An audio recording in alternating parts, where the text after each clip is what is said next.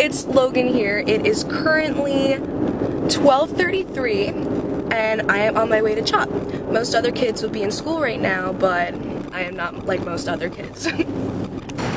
We are now at CHOP. It is about 2 o'clock. There's a sign right there. That walkway right there connects both the buildings. So we're going to be going into the Burger Center first, to the oncology clinic, and we'll be coming over to the main hospital sometime. So we are now in the Burger Center, and this is my friend Shawana here. She's about to give me my bracelet. Yes, birthday? January 11th. All right. Okay, you guys can have a seat right here in this red section, and someone will be right up for you. Alrighty, thank you. I'm now in triage. Getting another wristband. Two, wow. Another bracelet. Yep. I gave her 2 more. Yep. This is where we do height, weight, and blood pressure and temperature. Every single time you come to CHOP, for whatever reason, you have to get height and weight and. Even though I haven't grown since like 5th grade. You can just be coming here for some lands, but it's the protocol. That's right. So we're going into the room, get my port accessed. We have to put these masks on and everything so it's like a sterile environment because it's an infection risk. And these are all the supplies to access my port. I have a 3/4 inch needle. Some people have a 1 inch needle. See that? So that's how big the needle is. What is it, 10 gauge? Or 21. 21. Well, my port is now accessed. This is what it looks like with the dressing on it and everything. And basically what a port is, it's like a little plastic or metal disc that is in my chest. And the middle of it is almost like an eraser, kind of like a spongy material. And then there's a tube connected to it that goes into the vein that connects to my heart. You can draw blood from it, give blood through it, fluids, medication, anything you need basically you can do through the port. And it's much better than having an IV when you go to the hospital as much as I do because my arms would be totally bruised up. We are now walking over to the Wood building, and this is the bridge that we're on right now. It's pretty cool, it overlooks the street. It is 2:49 now. I have been accessed and now we're going where? We're going to the surgeon. To discuss port removal. Yay! It is now about 3:50 and I'm waiting to see the surgeon. It is about 4 o'clock right now and I just saw the doctor. We just talked about getting my port removed on, well, this Friday in like 4 days. So as long as everything goes well with my scans, then I'll get it taken out. Sadly, I can't keep it. That's a new rule now. They won't let you keep your port once it's removed. I mean, it's kind of sad because I've had this in my chest for like a year, 9 months now, and I've kind of gotten a little emotionally attached to it, so I'm gonna miss it. Back over the bridge we go to Burger Center once again to talk about genetic testing.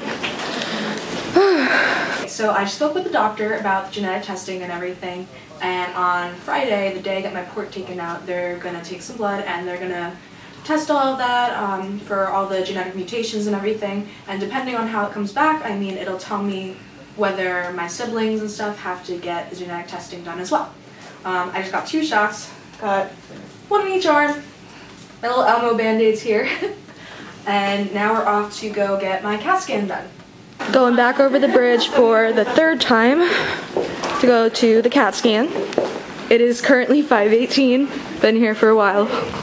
So I'm waiting for my CAT scan right now, and I just wanted to show you guys what the main atrium in Children's Hospital Philadelphia looks like.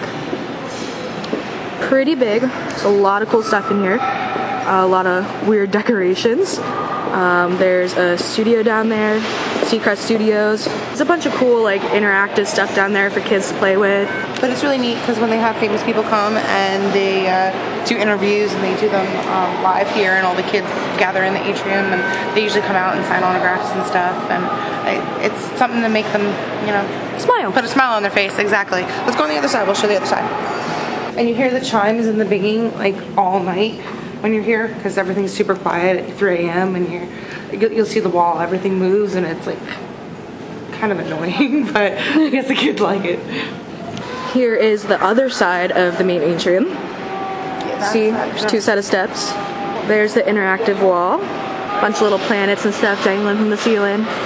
Really big. Sometimes from the hospital rooms you can see the main atrium. Now, sometimes when you're inpatient, child life will come and you can do art with them and stuff, and all around the hospital you'll see some really cool pieces of artwork from all these kids that were inpatient. And it's kind of cool because their imprint is kind of here for like ever. And it's really bright and colorful. That's part of the reason why I love all the artwork around here.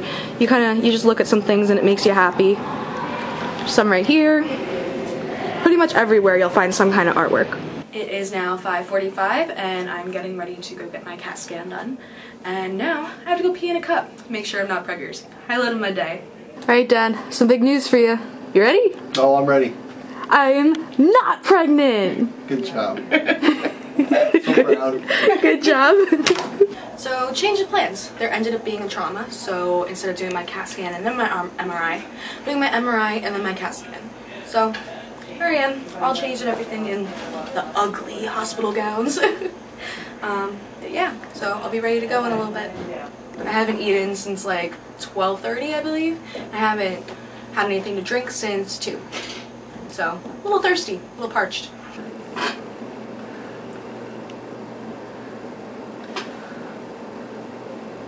I just finished my MRI, and now I'm waiting on the CAT scan, but good thing is that I won't be home at midnight, because my MRI was earlier than expected.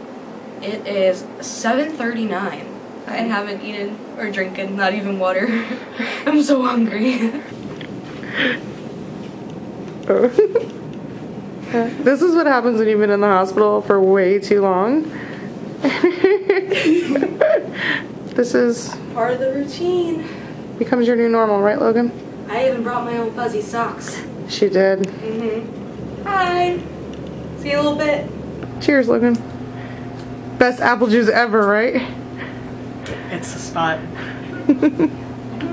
These kids like go all day without eating. And they're expected to be happy and have a smile on their face, and you know what? Usually she does. It's what's amazing about these kids, that they have such strong spirits, and I'm really proud of this one. So I just got flushed with heparin and saline, and now I'm ready to take this thing off. Very, very sticky. Sometimes it takes my skin off with it. Got it. Yep, that's what it looks like when it's not covered. That's a lovely 3/4 inch needle sticking right into your chest. 2 years ago. Yeah, 2 years ago. I have really, really bad stomach pains, and I kind of just blew it off as cramps for a while, you know, normal girl stuff. But then it started getting worse and worse and worse, and I started getting sick, like physically ill and sick.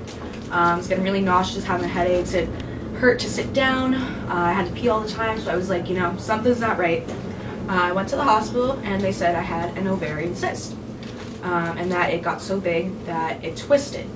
And it would twist and untwist, twist and untwist, and then one day it twisted and didn't untwist. So it cut off the blood supply to my ovary, and I started going into septic shock because the organ was dying inside of me. Eventually I went and I got it removed.